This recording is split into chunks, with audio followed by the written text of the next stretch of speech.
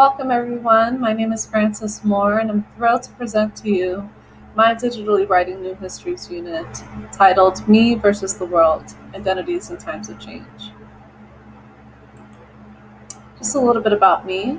I work currently with the Detroit Public Schools Community District as a master teacher in ELA. So I offer coaching and support to my fellow educators while facilitating my own class. And I also offer a research-based approach and insight to curriculum support in ELA. So let's dive right in. Identities in Times of Change is geared to offer supplemental support to your social studies instruction. This unit is designed to see history through the eyes of young people, to see how they interpret massive social change and how it impacts who people become. So in addition to being able to summarize and internalize the events of history here, the assessment tasks are designed for students to self-reflect on how identities were formed at this time, manipulated, and how they would interpret their own identities in similar contexts. Okay. The compelling questions that are threaded throughout the unit are: what is identity and how is it formed? What are the anchors of identity? How much autonomy do we have over our identities? And how do we respond when we don't see ourselves reflected or respected in the world? So as you can tell from the title and the questions, this lends beautifully to grades 5th through 8th. They are developing their sense of self, their sense of independence and autonomy. So this is a wonderful unit to instill empathy, to further internalize events in history and their place in social action for the future. Some additional supports that I provided in this unit are Newsela text set. It is a current events website that offers articles for young people. I have a link to that here. Again, the link for the text set that I created is here, and it lends well for additional homework assignment, additional research in small groups. It also comes with a comprehension quiz and summary paragraphs as well. So if you want to use this for additional grading, please feel free to do so. Another resource that I offered here is a text set on Mayan. Mayan is a digital library resource that we use in our district, and it has tens of thousands of books available on many topics and offers different levels, read alouds, journaling, other writing assignments as well. And I generated a text set that lends well to not only the events touched on in this particular unit, but also reflect the very dense conversation around identity. So you might see things around the Civil War here, and the Holocaust, or the Japanese American internment, right? It's so important to offer a broad range of texts for students to dive into, because something might speak to them and offer deeper understanding to the overall content, deeper understanding of perhaps vocabulary that they might encounter. So please feel free to use the text sets that I generated here. The instructions to access that is all here in the slides. Okay. So without further ado, let's get into the lessons. Lesson 1, do I see me in the media? Okay. The case study here is regarding the Triangle Shirtwaist Factory fire. Anchors are weights that keep a boat in place in a body of water, right? So when we are describing anchors of identity, we are referring to the details that hold our identities in place, that may make somebody more identifiable, for example, and without them may present a feeling of being non-existent or lost. For example, if I were to start identifying myself, I cannot go without saying that I identify as a woman or I identify as a mother, right?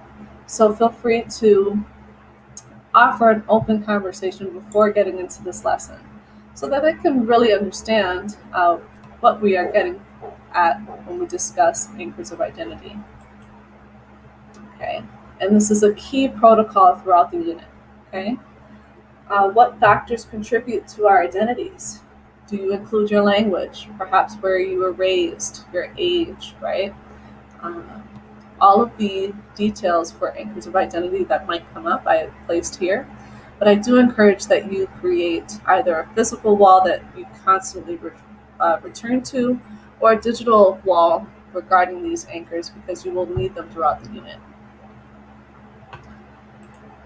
So each of the lessons in the unit go in a 3-step process, and I'd like to think of it as an introduction, an investigation, and internalization. Okay. So for lesson 1, Do I See Me in the Media? Students will be conducting a compare and contrast. They'll go to journalismandaction.org in their respective stations, and see if they see anything similar. Perhaps they notice what I noticed, which is the women's suffrage movement, and they may have noticed perhaps a protest regarding the Asian American injustices that happened very recently. Right? So you just want them to compare and contrast. How does the media present information? Are there some similarities? Or are there some differences, people left out, for example? The investigation part of this lesson is quite similar, but they should be conducting this with a partner or a group. They will conduct a scavenger hunt where they compile images from the media on this site and identify the anchors of identity with those images. So a common protocol that I would like to use for this is a chalk talk. So a student might select an image, put it on a poster, start writing down the anchors of identity: female, young, Asian, American, African American, and students can continue to add on these labels so that they can solidify what they see in the media. Perhaps they see something else, like the geography, or perhaps the context. Maybe there's a poster or a sign in the image. For the third step in this lesson, the internalization, is to review the case study on journalismandaction.org regarding the Triangle Shirtwaist Factory Fire and migrant workers. It's a wonderful case study regarding not only how our jobs give us a sense of identity, but how we are viewed in the world, not only because of those jobs, but our place in society. Right?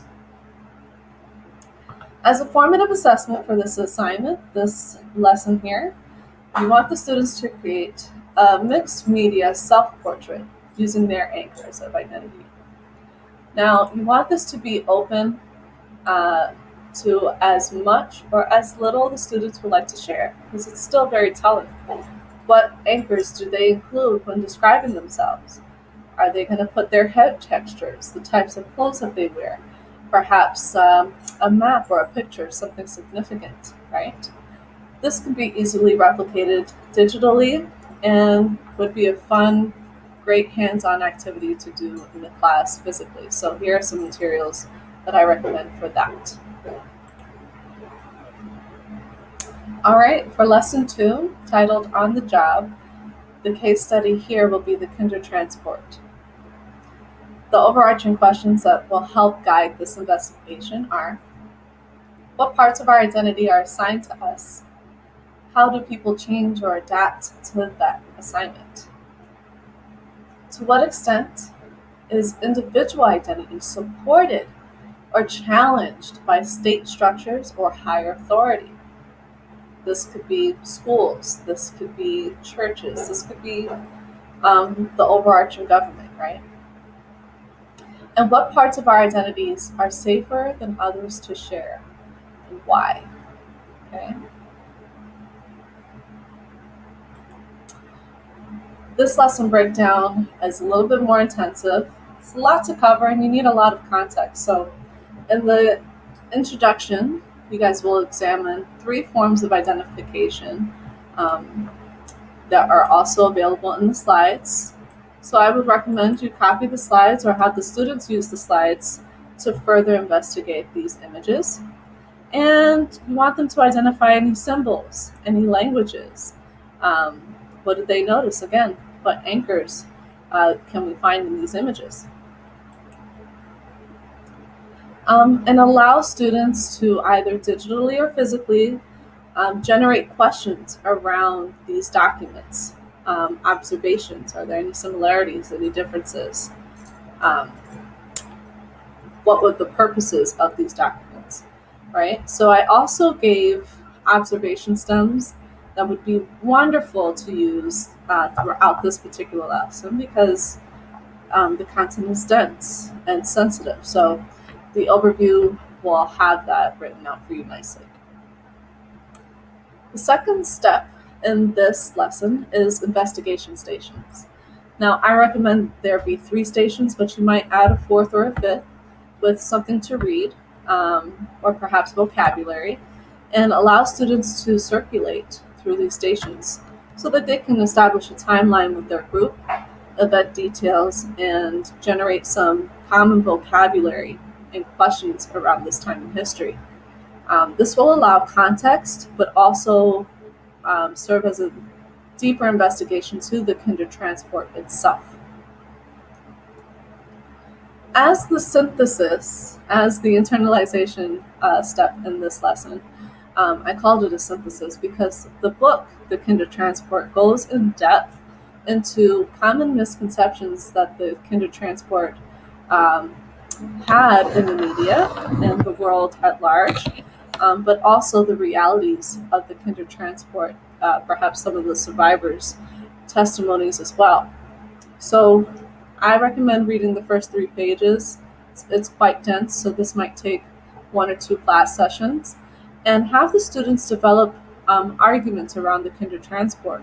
Was it beneficial? Was it detrimental? And how did the media present it in this particular time frame?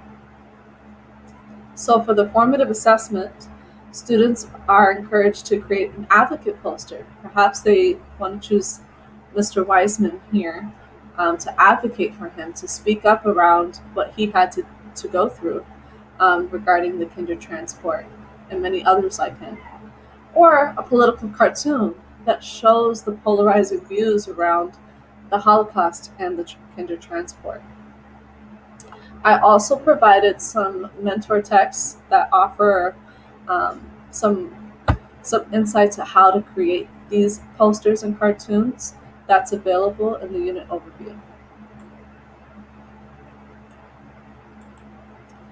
Finally, for lesson 3, it is titled Backpacking in Our Backyard. The case study here is Native American Seen and Unseen History. Right? The compelling questions are: how does where we live influence our identity? What constitutes as a significant change in our environment? How do changes in our geography alter our identity? And what perspectives does history hold for migrant or immigrant peoples? Okay, so we've traveled to different parts of the world in lesson 2. We discovered events in history in lesson 1. And to bring it to a close, we're bringing it back to the US and not so distant history because, as we can tell in this lesson, we are going to be going through the seats and the makings of America, right? That we probably don't get enough time to discuss or dive into. So this is why I wanted to include it in this unit, right? So the introduction in this lesson is an observation of a map plan for Washington, D.C. There's a lot of language on here that is designed to, again, create a form of government, a plan for the land, and you want the students to not only capture that language, but observe perhaps the names of the places here, right? Some of them are Native American, and some of them are English, right? So use the observation protocol to do this introduction here. Next, you'll have investigation stations again, but you will be doing a poetry analysis, right? The poetry analysis is consisted of 3 poems from 3 poet laureates of Native American heritage from different parts of America: Big Rapids, Michigan, Washington, D.C., and Shiprock, New Mexico. Okay. All of those are linked in the pictures as well. The final step of the internalization process in this lesson is to research the history of European colonization in the area of which the poem consisted of. So one group would be studying Michigan, what that looked like. Washington, D.C., again, you also have that Library of Congress resource that you introduced them to, and Shiprock, New Mexico. Just again to corroborate the stories told in the poems, the anchors that were identified in the poems, and to determine what parts of our history are still unknown in America. What views can we have on immigration based on this perspective here, right? So the formative assessment is a geography self-portrait, similar to how the poet laureates generated their poems. Again, they don't need to create an epic poem for the self-portrait, but they should use the poems as a mentor text to generate who they are culturally because of where they come from. Okay. Again, those resources are linked in each of the pictures here. So you may copy these slides or share it with your students as needed, or you can print them out. They are very friendly. The Library of Congress is very friendly, printer friendly for this. Finally, I want to bring you to the unit overview document. It's a little dense, but I'm going to scroll on down to the summative assessment options. Okay. Now, at the end of this unit, your students will have a body of work that literally looks like them, which is the intended objective. Okay. But for assessment purposes, we also want to make sure we're hitting the MC3 standards and also generating a sense of action for the students, right? So I created 3 options that lend well to this.